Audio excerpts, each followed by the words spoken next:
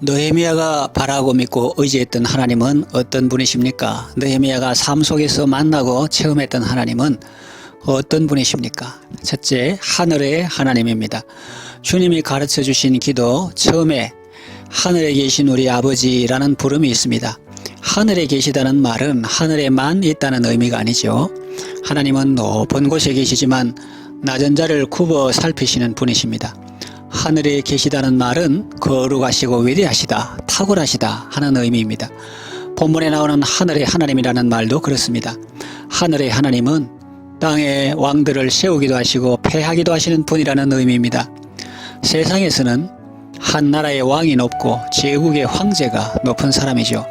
그러나 하나님 앞에서는 그들도 다 연약한 한 사람의 인간에 불과합니다. 하나님은 세상 나라를 다스리시고 주관하시는 분입니다. 세상의 왕들을 다스리시고 그들의 마음도 움직이시는 분입니다. 느헤미야의 하나님은 바로 그런 분이었습니다. 그래서 그는 조국 이스라엘과 형제들의 소식을 들었을 때 슬퍼하며 하늘의 하나님께 금식하며 기도했던 것입니다. 하늘의 하나님은 크고 두려우신 분입니다. 사람들은 세상 왕들을 두려워하지만 그 세상 왕들도 두려워하는 대상이 누구냐? 바로 하나님이십니다.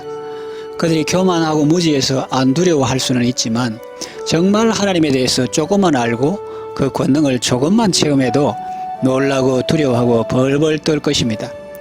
왕궁 분벽에 사람의 손이 나타나 글씨 쓰는 것만 보아도 벌벌 떨었지 않습니까? 우리가 이분을 제대로 안다면 세상을 두려워하지 않을 것입니다. 하나님의 사람 모세의 기도 중에 이런 내용이 나옵니다. 누가 주를 두려워하여야 할 때로 두려워하며 누가 주의 노의 능력을 알릴까? 사람들이 제대로 알지 못하기 때문에 함부로 살고 또 자기 날 수도 모르고 큰 소리치며 사는 것 아니겠습니까? 벨사살 왕이 그날 밤 죽임 당할 줄 알았다면, 자기 날 수가 그날로 끝인 줄 알았다면 과연 그렇게 교만하게 살았을까요? 모세는 우리에게 우리 날 계수함을 가르치사 지혜의 마음을 얻게 해달라고 하나님께 기도했습니다. 느헤미야의 하나님은 우리의 하나님입니다. 우리의 기도를 들으시는 하나님은 하늘의 하나님입니다. 세상 구석에 처박혀 아무것도 못하는 무능한 분이 아닙니다. 살아계시고 역사하시는 분입니다. 그런데 그 말 하나님 앞에서는 너무 자주 하지 마세요. 하나님 모르는 사람 앞에서는 가끔 할 수 있습니다. 그러나 하나님 앞에서는 할 필요가 없습니다. 여러분이 뻔히 살아있는데 손자가 살아계신 할아버지라고 부르면 기분이 어떻겠습니까? 그저 존중하는 마음으로 감사하며 함께 해주면 좋죠. 하나님 앞에서도 마찬가지입니다. 하나님이 살아계시니 감사함으로 그 문에 들어가며 찬송함으로 그 궁정에 들어가서 그에게 감사하며 그 이름을 송축하시기 바랍니다. 이건 여러분에게 드리는 말씀입니다. 하나님은 살아계시고 역사하시는 분입니다. 그분이 하시면 안 되는 일도 없고 못하실 일도 없는 전능하신 분이죠. 이 하나님을 바라보시고 무슨 일을 만나든지 이 하나님을 의지하시기 바랍니다. 큰 일이나 작은 일이나 익숙한 일이나 만만한 일이나 감당치 못할 일이나 무슨 일이든지 기도와 간구로 여러분의 구할 것을 감사함으로 하나님께 아뢰시기 바랍니다. 둘째로 긍휼을 베푸시는 분입니다. 느헤미야는 왕의 술관원이었는데 어느 날 얼굴에 수색이 있었습니다. 근심빛이 있었습니다. 평상시 느헤미야 얼굴에서 수색을 보지 못했던 왕이 그날따라 그의 얼굴에 있는 근심빛을 보고 물은 것입니다. 왕 앞에서 표정 관리를 잘해야 하는데 실수한 것입니다. 뜻을 거역하여 잘못하려면 목숨 잃을 수도 있었습니다. 예루살렘 성을 재건하는 것은 정치적으로 아주 민감한 사안이었습니다. BC 457년 봄에 에스라가 유대인 무리를 이끌고 그 일을 시작했습니다. 사마리아인들이 방해를 했습니다. 르훔 심세가 상소를 올렸죠. 왕은 그 상소문을 보고 조사한 후에 새로운 조서가 내릴 때까지 사역을 중지하라는 명령을 내렸습니다. 그 왕이 지금 느헤미야에게 네가 무엇을 원하느냐고 묻고 있는 것입니다. 드디어 하나님의 때가 온 것입니다. 느헤미야는 하늘의 하나님께 묵도하고 왕께 대답했습니다. 2장 5절 왕에게 아뢰되 왕이 만일 좋게 여기시고 종이 왕의 목전에서 은혜를 얻어 사오면 나를 유다 땅 나의 조상들의 묘실이 있는 성읍에 보내어 그 성을 건축하게 하옵소서. 그렇게 말했습니다. 어떻게 되었을까요? 느헤미야는 죽지 않았고 오히려 왕의 관심을 받았습니다. 하나님은 때로 우리가 실수한 것을 통해서도 은혜를 베푸시는 분이십니다. 왕이 느헤미야에게 물을 때 마침 왕후도 곁에 있었습니다. 험악한 분위기가 아니고 좋은 분위기였다는 의미입니다. 정치적인 공적 모임은 아니어서 느헤미야가 왕에게 쉽게 아뢰을 수 있는 기회였습니다. 만약 공적 자리였더라면 왕도 자신의 결정을 쉽게 변경하지 못했을 것입니다. 왕은 느헤미야의 대답을 듣고 그에게 기꺼이 호의를 베풉니다. 느헤미야는 하나님의 은혜를 구했지만 사람이 할 수 있는 일도 최선을 다합니다. 대사에게 있어 방해꾼들이 있음을 알았기 때문에 지혜롭게 처신했습니다. 미리 총독들에게 보여줄 왕의 조서를 구하고 들보 제목도 구했습니다. 왕이 허락했습니다. 조서를 내려 통행증을 발급해 주게 하고 목재도 공급해 주게 하고 군사들도 지원해서 보호해 줍니다. 무장한 호위대의 보호를 받으며 마침내 느헤미야는 유다로 출발합니다. 하나님은 느헤미야의 기도를 들으시고 왕의 마음을 움직여 주셨습니다. 하늘의 하나님은 이방나라 아닥사스다 왕의 마음도 지배하셨습니다.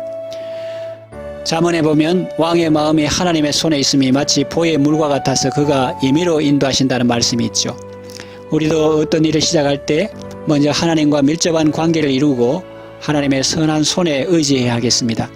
나라가 어려움을 당했을 때, 하나님의 교회가 황폐하게 되었을 때, 가정이나 개인에게 문제가 생겼을 때 낙망하지 말고 기도하시기 바랍니다. 하나님은 하늘의 하나님이실 뿐만 아니라 긍휼에 풍성하신 우리의 아버지가 되십니다. 능력이 많으실 뿐만 아니라 사랑과 자비가 많으신 분이십니다. 공의의 하나님이실 뿐 아니라 긍휼에 풍성하신 하나님이십니다. 느헤미야는 유대인들이 큰 환난을 만나고 능욕을 받으며 예루살렘 성은 회파되고 성문들은 소화되었다는 소식을 들었습니다. 그 절대절명의 순간에 그가 바라보고 의지할 분은 오직 긍휼에 풍성한 하나님이었습니다. 오늘 우리의 상황도 느헤미야가 처했던 상황과 같습니다. 우리는 하나님의 은혜와 긍휼이 없이는 한순간도 살아갈 수 없는 존재들입니다. 기도할 때 자신의 공로나 기도 시간이나 정성을 바라보는 것은 어리석은 일입니다. 긍휼을 베푸시는 주님을 바라보아야 합니다. 오직 하나님의 긍휼을 바라보고 간구하시기를 바랍니다. 셋째로 신실하신 분입니다. 주를 사랑하고 주의 계명을 지키는 자에게 언약을 지키시는 분입니다. 느헤미야 내용 전체를 살펴보면 1장에서 느헤미야가 기도했던 그대로 이루어졌다는 사실을 발견할 수 있습니다. 느헤미야는 하나님의 약속의 말씀을 근거해서 기도했습니다. 약속의 말씀을 붙들고 기도했습니다. 하나님은 그 약속하신 말씀이 그대로 이루어지게 하셨습니다. 예루살렘 성벽을 재건하게 하셨습니다. 그리고 무너진 영적 제도와 질서를 회복하게 하셨습니다. 쫓겨난 백성이 땅끝에서 부르짖어 기도할 때에 그 기도를 들으시고 그들을 구원하시고 회복시켜 주셨습니다. 하나님은 신실하신 분이십니다.